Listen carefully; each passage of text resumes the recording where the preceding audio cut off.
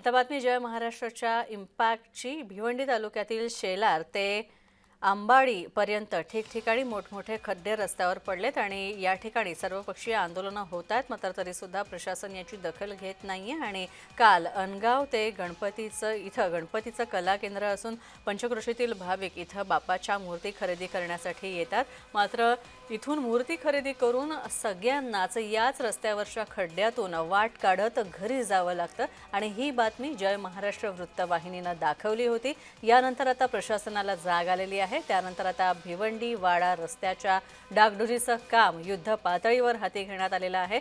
जय महाराष्ट्राच्या बातमीची दखल घेत सार्वजनिक बांधकाम अधिकारी आणि कर्मचाऱ्यांनी विश्वभारती फाटा इथून रस्त्याच्या डागडुजीचं काम सुरू केलं।